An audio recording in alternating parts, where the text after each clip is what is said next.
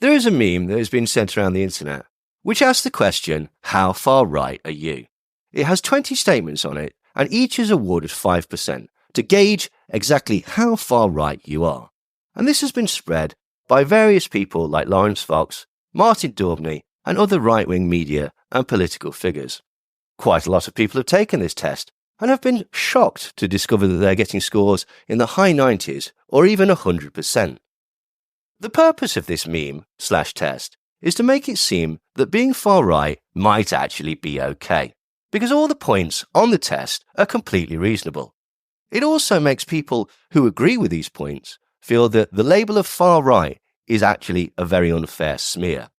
But the problem with this is it completely misrepresents the true position of the far right by spinning their beliefs into far more benign phrases. And this is what is called a Mott and Bailey argument. In the context of an argument, a Mott statement is something that is obvious, incontroversial, and something that everybody would agree with. The Bailey is a bold, controversial statement that some people would attack. But if people do attack this, you can always retreat to the common ground of the obvious, uncontroversial Mott statement. And this is exactly what this meme has tried to do. It says, "Are you proud to be British?" Now, nobody could argue with this statement, and this does not make you far right. However, if your pride in Britain extends to extreme nationalism, racism, xenophobia, an ideal national identity that encompasses white Christians, and the rejection of anybody who does not fit this stereotype as non-British, or if you believe that there is a great idealised past that the country had before it was ruined by all these foreigners, then you might be far right. If you're fed up with extremist Islam, that's a perfectly reasonable statement. It's not far right. But if you assume that all Muslims are extreme and resort to stereotypes or ignore white supremacy or downplay this, then you might be far right. If you care more about Britain than Gaza, that's a perfectly reasonable statement and not far right. However, if your attitude is that we should never give money to foreigners, particularly brown Muslim foreigners, then you might be far right. If you preferred Britain before mass immigration, this might seem like a reasonable statement, but it assumes that all problems are caused by foreigners, and it means that you actually believe that foreigners cause a problem. If you don't think that immigrants deserve human rights, then you might be far right. This also begs the question, when are we talking about? Are we talking about the Saxons? Are we talking about the Huguenots? Or is this just a trope that you enjoy repeating? If you're against grooming gangs, nobody could argue with you. But if you are of the belief that all gangs are Muslim and that all Muslims are in turn groomers, or that you ignore white grooming gangs or white traffickers, then you might be far right. If you believe in border controls, this is perfectly reasonable.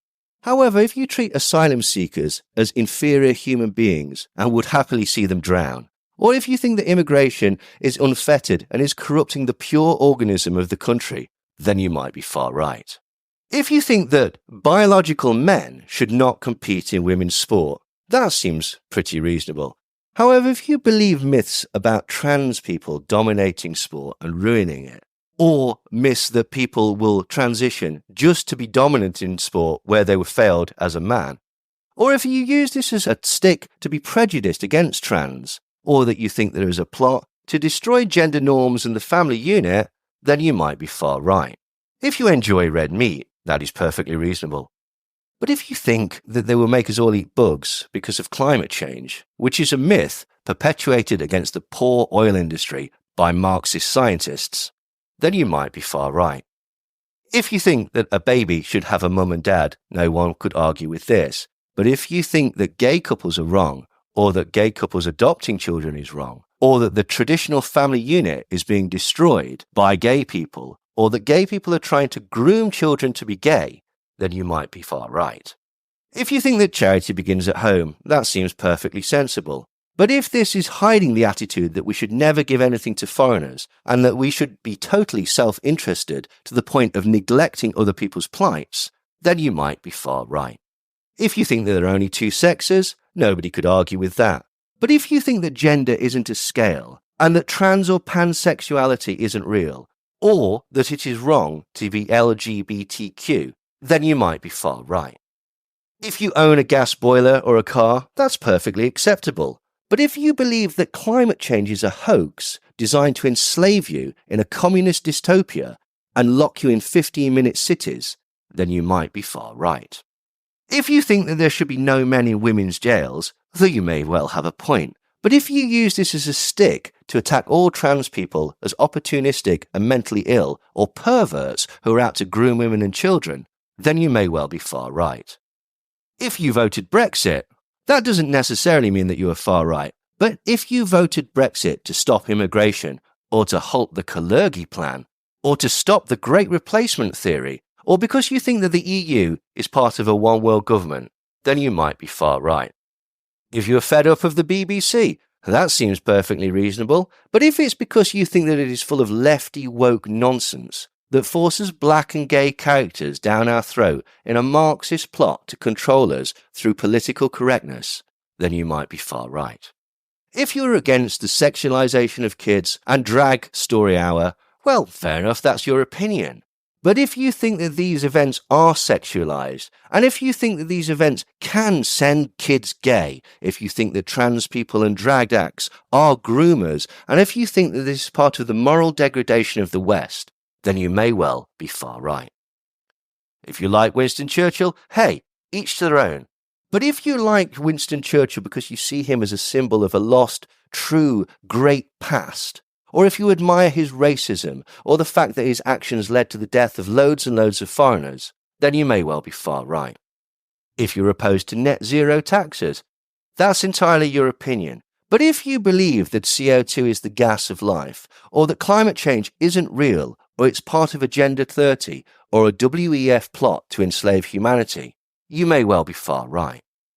If you've criticised the NHS, that's entirely up to you. But if you think that the NHS is the last bastion of communism, or it should be replaced with an insurance-based system, or that doctors and nurses murdered people with drugs and then disguised these deaths as COVID, you may well be far right. If you like the royal family, hey, that's entirely up to you. But if you see them as a representation of the British Empire, then you may well be far right. And these are the sort of dishonest, sneaky tactics that the far right has to resort to trick people. It's very similar to grooming. They realise that they can't tell the truth because reasonable people would find their positions completely intolerable. I've said this before and I'll say it again. If you have to lie about your argument, then perhaps your argument isn't very strong.